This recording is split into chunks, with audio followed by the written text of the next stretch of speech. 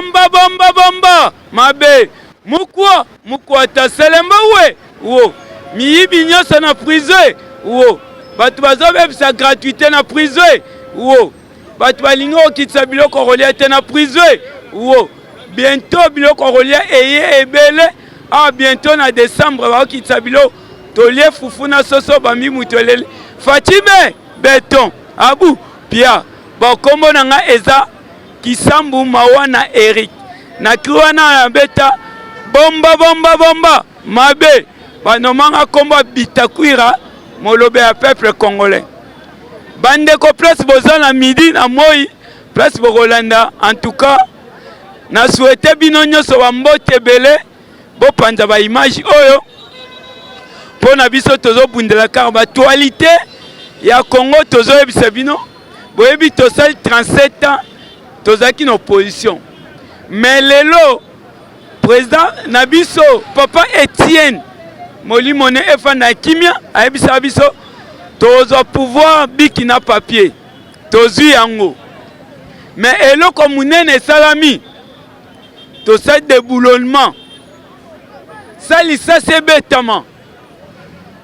lelo président asali batu nyonso bakoma unité eloko moko a changé ba militaire te car ba militaire wana zana bango mais ba magistrat kaka azana bango abi pa osala réforme na ba institution nyonso lelo to komi na union sacrée tozaki na cash FCC to komi na union sacrée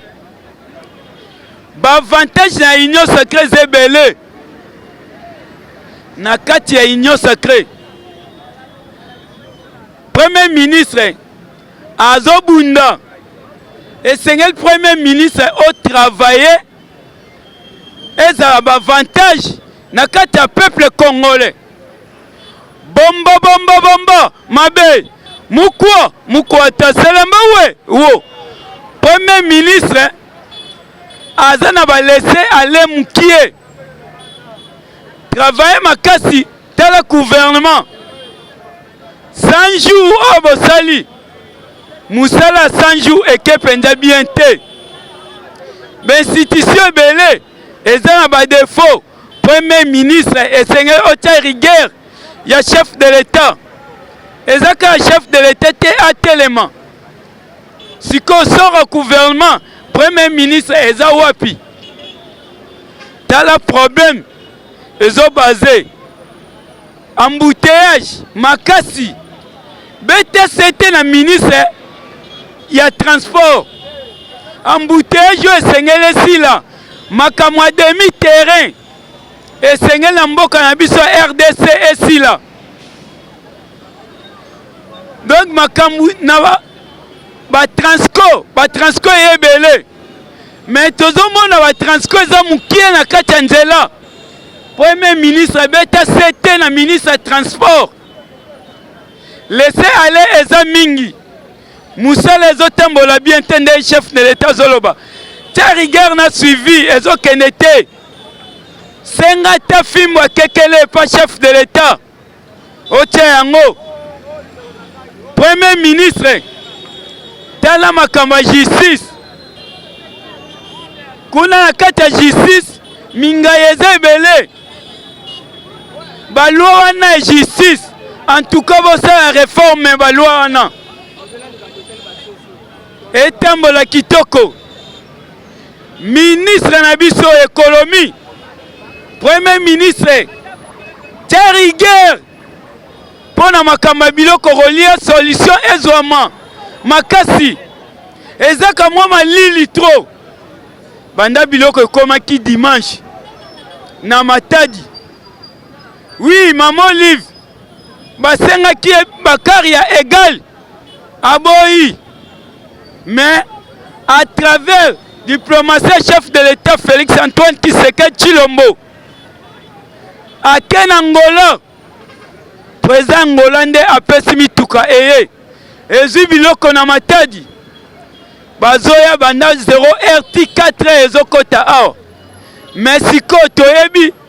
bato bakoteka biloko wana eza ba portugais bamibien na ba Congolais au gouvernement est formé. Mais bazo kana po na prix batia na prix moko est bien hérétique à libela.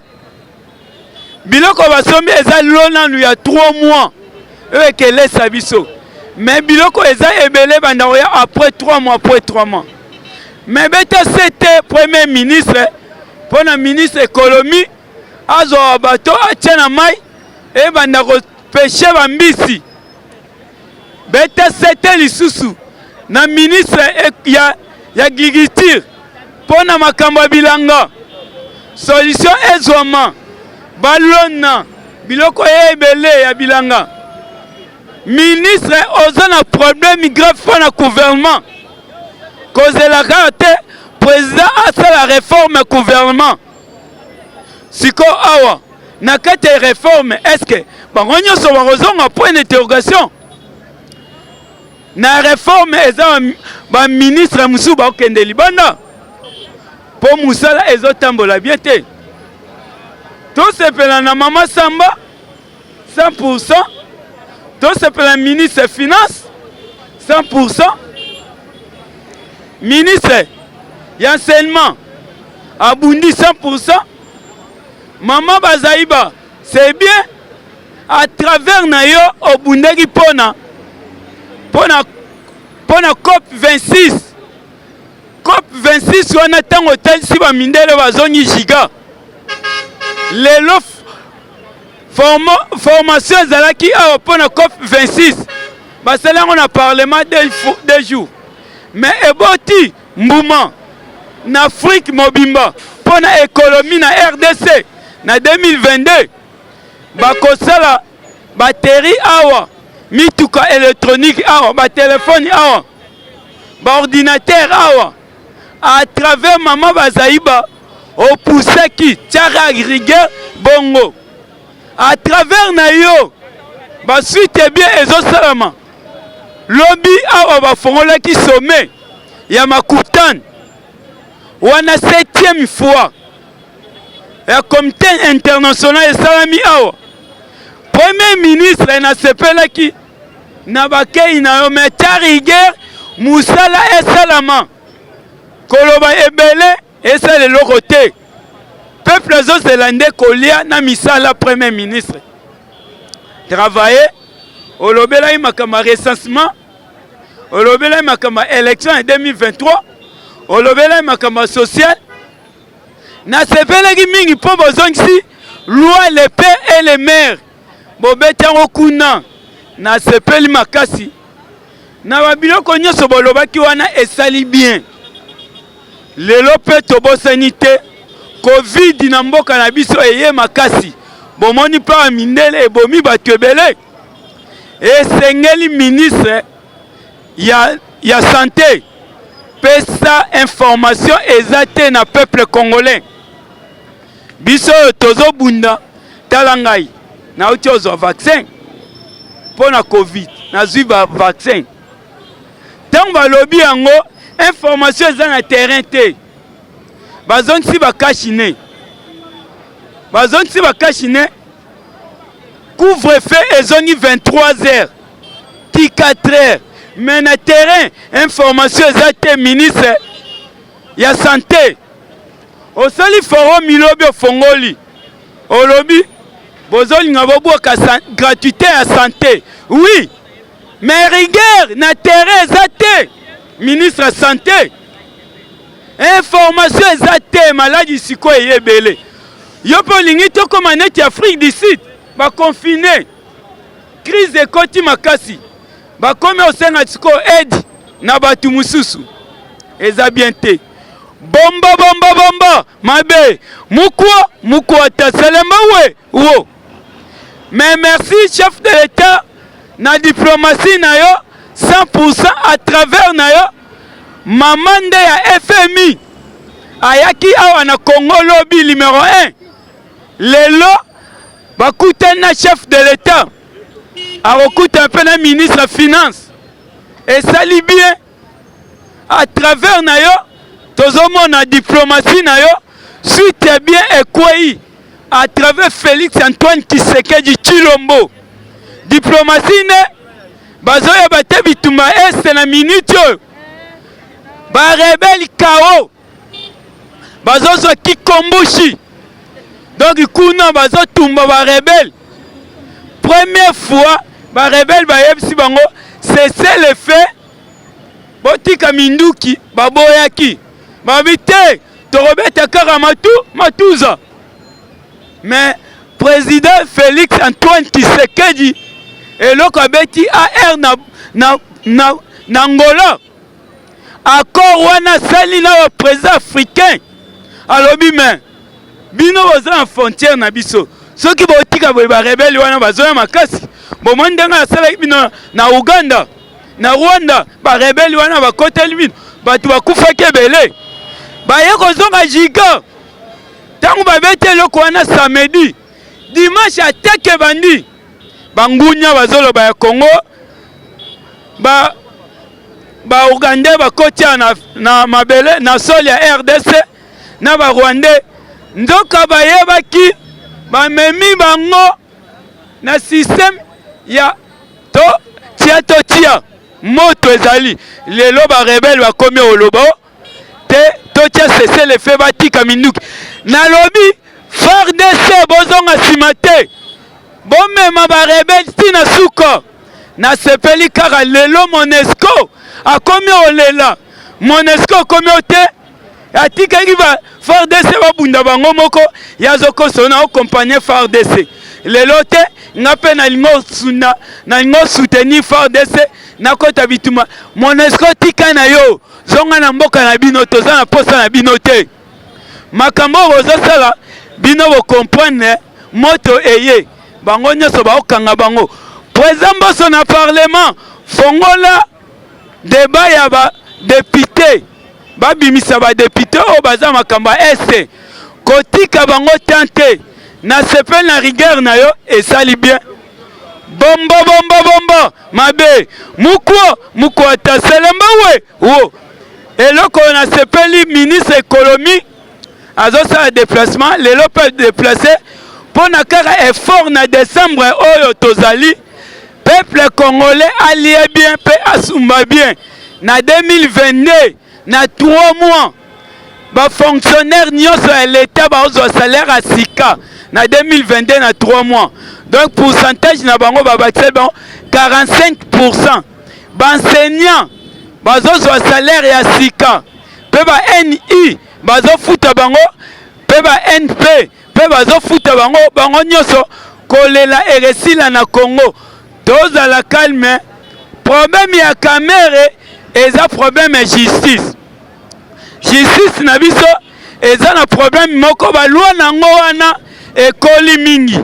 babandela réforme ya balwa ya justice soki kaka balwa na justice eza bongo ekokotisa erreur grave na kati ya justice balwa justice ekoli babandela ngo po kamere basambisaki na premier degré ntango ake okotisa recours na deuxième degré donc biloko ya premier degré ekwei donc bakomi sikoyo na deuxième degré yango omonaki bakondanaki 13 ans na 13 ans wana alongo lisusu wana ya deuxième degré kamere ake okotisa recours ya liberté provisoire na kati ya liberté provisoire bapesaka to bapesaka te mpo na minute oyo kamere azongi neti bebe fo basambise kuna na deuxième degré nani basambisi ete yango wana va bapesa liberté provisoire eza na baloi ebele apesi mbongo ebele bavoka nde fale bazala sur na biso peuple congolais baloba mbongo bazwi mbongo na bakonte ebele ata ya masaro bazwi mbongo mais bavoka nde fo bayebisa biso clair peuple bayebisi te information yango ozomona population azobundabunda boye kamere azwi liberté provisoire mais aza limité nazo regrette kaka na bato ya INC bazo comprendre te liberté ya kamere po soki bosali erreur aviole kaka mukie kaka après 2 jours bakozongisa kamere na prison po aza libre moko boye epesi ye bazo contrôler Donc botika akobima mboka te soko bimi mboka eza violation neloko basali bakozwa ye bazongise na prison mais bozala calme ngonga nde eza muke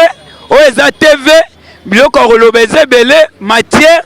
awa diplomatie chef de l'état ezoloba ebele mais naotika bino kaka na eloko oyo ambassadeur Chine asalaki déclaration alobi bachinois oyo baza mabulo minere babima na Congo soki le 10 bokomi oyo ekeyela biso na Congo etali bino seke eza information grave oyo chef de l'état a frappé bamindele donc toyebi si otango ambassadeur na bango alobi bongo seke match ekomi mabe bomba mabe mukwa taselemba we wo nzambe apambola bino apesa bino kilima bino nyonso développement ya bino tozala bomoko bato babosa numéro téléphone nanga plus 243 85 44 97 72 7 na suku plus 243 85 44 97 72 7 na suku. En tout cas nzambe apambola bino place bozala calme problème ya caméra yango elengisa biso te oyo ketia biso échec te président Félix tala makambo ya justice wana kosekisa su mutu te nzambe apambola place nyonso bozali bofanda ba image. Merci beaucoup. Abonnez-vous sur notre chaîne, cliquez sur la cloche de notification pour ne rien rater de nos publications.